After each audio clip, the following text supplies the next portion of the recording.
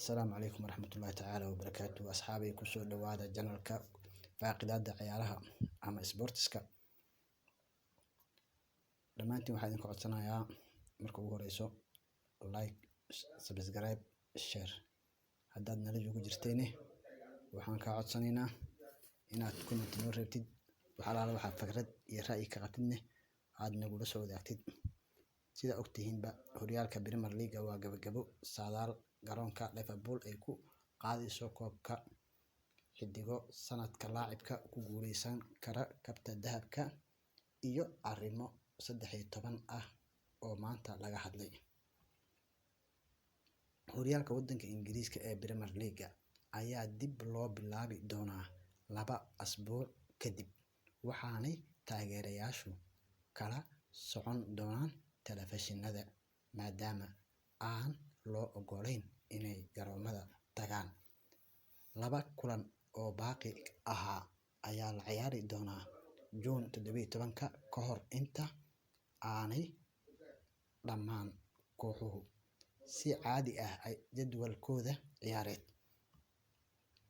Haddaba Manchester City ayaa garoonkeeda Etihad ku qaabili doonto Arsenal, sidoo kalena Aston Villa ayaa soo dhaweyn doonto Sheffield United, waxaanay labada ciyaartoy ahaayeen kuwo dib loogu dhigay finaalkii FA Cup-ka. Maalinta Sabtida ah ee June 20 ayay ciyaaruhu si dhammaystiran u bilaaban doonaan, waxaanay dhammaan 20 kooxood iskaga hor imaan doonaan kulamadii u hadhsanaa oo laga sii amba qaadi doono halkii ay ku joogeen, oo ahaa is-aragga 30aad.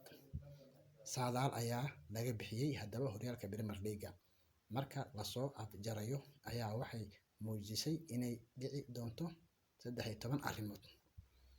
Xidiga sanadka ee horyaalka Premier League ayaa la saadaaliyay inuu ku guuleysan doono Jordan Henderson oo u ciyaara kooxda Liverpool, oona ku garaaci doono Kevin De Bruyne oo kaalinta labaad ku dhameysan doono. Sidoo kalena weeraryahanka Arsenal ee Aubameyang ayaa kabta dahabka ee kaga guuleysan doono Jamie Vardy oo labaad geli doono. Haddaba 13 kooxood waa maxay? Jordan Henderson wuxuu ku guuleysan doonaa abaalmarinta xidiga BLka, waxaana labada geli doono Kevin De Bruyne. Kabta dahabkana waxaa ku guuleysan doono Patrick Aubameyang, wuxuuna ku guuleysan doonaa kabta dahabka isaga oo ka sarreyn doono Vardy oo ah kooxda loo yaqaano Manchester City. Lambar 3, Liverpool waxay koobka ku qaadi doontaa ciyaartoy ay u tagayso Everton ee Goodison Park ka dhici doono. Lambar 4, Marcus Rashford ayaa ka goolal badnaan doono Sergio Aguero. Lambar 5, Kevin De Bruyne wuxuu jebin doonaa rikoorkii gool caawinta ee Thierry Henry. Lambar 6, Manchester United waxay soo geli doontaa kaalinta 4aad ee kala sarreynta horyaalka Premier League. Waa saadaashii 6aad. 7, Steven Borsig waxaa laga caydhin doonaa shaqada Newcastle United. Eddie Howe wuxuu ka tagi doonaa Bournemouth. Lambar 9, Liverpool way ku guuleysan doontaa dhammaan kulamada ugu hadhay horyaalka Premier League ee 9 ah. 10, Alisson Becker wuxuu ku guuleysan doonaa gacanta dahabka ah ee goolhayaha ugu fiicnaa sanadka. 11, Sheffield United waxay waayi doontaa boos ay ugu soo baxdo tartanka Champions League, waxaanay sababtu noqon doontaa mid farsamo. 12, Bruno Fernandes waxa uu ka mid noqon doonaa kooxda ugu fiicneyd sanadka Premier League. 13 Jose Mourinho wuxuu soo bandhigi doonaa tacticadii ciyaareed ee ugu adkeyd. Haddaba asxaabay, waxaa kamid ah wararkeena kaleete ee sportiska maanta. 7 ciyaartoy ee ugu goolasha badneyd abid taariikhda kubadda cagta. Lambar 1 Leo Messi iyo Cristiano Ronaldo ayaa noqday labada ciyaartoy ee kaliya ee garoomada ku sii jira ee dhaliyay in ka badan 600 gool oo heer kooxeed ah, kuwaas oo aanay ku jirin goolasha ay u dhaliyeen xulkooda. Xiddiga reer Argentine ee Leo Messi ayaa u dhaliyay Barcelona oo uu cimrigiisa oo dhan ku qaatay 627 gool oo uu ka dhaliyay horyaalka La Liga, Champions League, Copa del Rey, Club World Cup, Spanish Super Cup, UEFA Super Cup iyo xataa kulamada saaxiibtinimo ee uu u saftay kooxdiisa, waxaana uu waxyar ka horeeyaa laacibka xulka qaranka Portugal iyo kooxda Juventus ee Cristiano Ronaldo oo goolashiisa tirintooda laga soo bilaabay kooxdii Sporting Lisbon, Manchester United, Real Madrid ilaa Juventus oo uu hadda joogo. Ronaldo ayaa tirada goolashiisa uu dhaliyay kooxdii uu u ciyaaray ay yihiin 627 gool, wuxuuna hal gool oo kaliya ka hooseeyaa Leo Messi. Messi iyo Ronaldo oo ah ciyaartoyga ugu goolasha badan abaalmarinta xiddiga adduunka ee Ballon d'Or-ka, waxay goolashoodaan ku dareen liis gaar ah halyaygii dunida ee dhibka ahaa ee goolasha ugu badan dhaliyay. Liiska 7 ciyaartoy ee goolasha ugu badan u dhaliyay kooxdooda oo la shaaciyay, waxaa Messi iyo Ronaldo kaliya ka horeeya 4 ciyaartoy, waxaana soo kala galeen kaalmaha 5aad iyo 6aad, hase yeeshee meesha kala baxeen xiddigo loogu magac daray abaalmarinta goolka ugu quruxda badan ee Pucas Award ee ahaa Faransa. Pucas waxa uu dhaliyay waqtiyadii uu garoomada ku jiray ilaa iyo 622 gool. Laacibkii ugu goolasha badnaa heer kooxeed taariikhda waa halyayga haysta dhalashada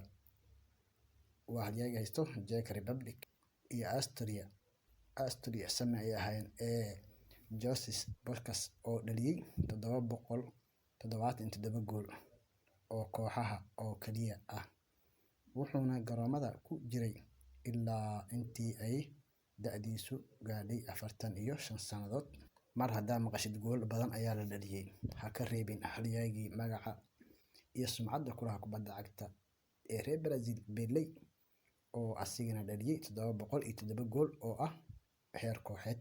Waxaana ku soo xigo Romania oo isku wadan ahaayeen oo waqtigiisii quruxda badnaa ku qaatay qaaradda Yurub, gaar ahaan PSV Eindhoven, Barcelona iyo Valencia, isla markaana dhaliyay 679 gool. Waxaa kaloo asna kaalinta soo galay 3aad xiddigii xulka qaranka Jarmalka ee Müller ayaa kaalinta 4aad ku jira, waxaana shabaqa taabtay 653 gool, wuxuuna ilaa hadda yahay calaamadda kooxda Bayern Munich.